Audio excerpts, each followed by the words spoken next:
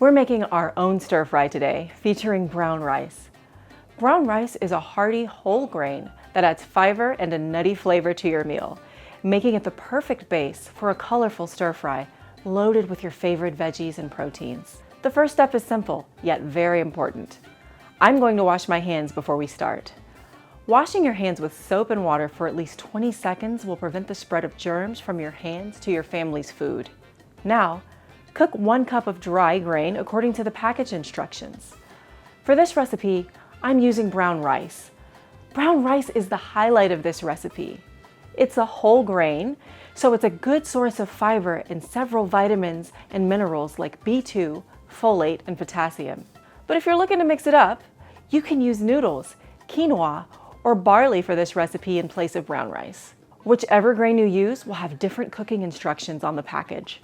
After your rice is cooked, make sure you keep it warm while we finish the recipe. Next, chop 1 pound of your desired meat. For easier chopping, make sure you use meat that is thawed properly.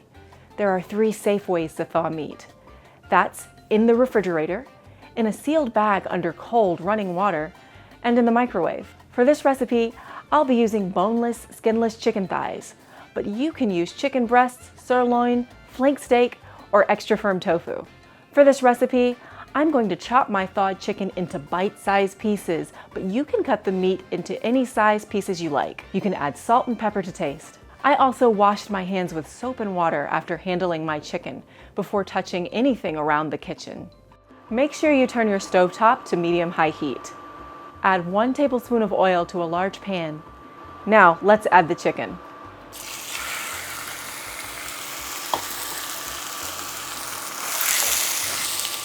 Cook your meat thoroughly. Since I'm using chicken here, we shouldn't see any pink. If you use a meat thermometer, the internal temperature of the chicken should be at least 165 degrees Fahrenheit when cooked. Once your meat is cooked, transfer it to a clean plate. We'll come back to that later. Thaw your desired frozen vegetables. For this recipe, I'm using frozen broccoli florets. For quicker thaw, try using the defrost setting on your microwave. Next, chop your desired fresh vegetables. For this recipe, I'm using a fresh Vidalia onion. We'll set this aside for now. You can learn how to chop onions by clicking on the videos tab at foodtalk.org. Then, rinse any canned vegetables. Research shows that rinsing your canned vegetables, not just draining them, can reduce the sodium content by up to 40%. In this recipe, I'm using canned sliced carrots. Now that these are rinsed and ready to go, we'll set them aside for later. For your stir fry, you'll want about 3 cups of vegetables total.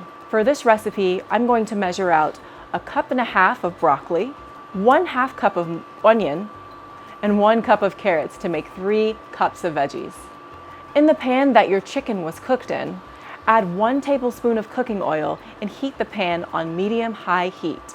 Now we'll add the chopped onion. We'll saute this onion until it becomes clear and slightly brown. Next, add your canned and frozen vegetables to the pan with the onions. I'm going to add my thawed broccoli to the pan and my rinsed carrots and let them cook until they're tender. A good way to test if your vegetables are tender is to stick a fork in them. If your fork goes right through the vegetable, it's cooked all the way through. Now that my veggies are cooked, I'm going to add the chicken back into the pan and keep the mixture warm on low heat. Let's start prepping our stir-fry sauce. For this recipe, I'm going to make a homemade teriyaki sauce. Grab a small bowl and let's start adding our ingredients. Add 3 tablespoons of soy sauce, 1 tablespoon of water, 1 tablespoon of brown sugar, 1 tablespoon of cornstarch, 1 tablespoon of ground ginger, and 1 teaspoon of garlic powder. Stir your sauce with a small silverware spoon or fork and mix until everything is combined and smooth. Now, let's pour our homemade sauce mixture over the chicken and vegetables in the pan.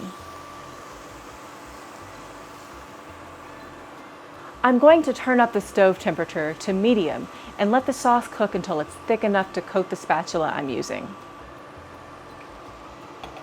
It's been about 5 minutes, and look, our homemade teriyaki sauce is nice and thick. Wow, this smells amazing, absolutely delicious. I'm going to go ahead and spoon this mixture on top of our cooked rice. Now it's ready to serve. And just like that, you've got a tasty, customized, nutritious stir fry. Brown rice keeps you full and satisfied, while the veggies and sauces add flavor and nutrients. Thanks for cooking with us. And visit us at foodtalk.org for more healthy and delicious recipes.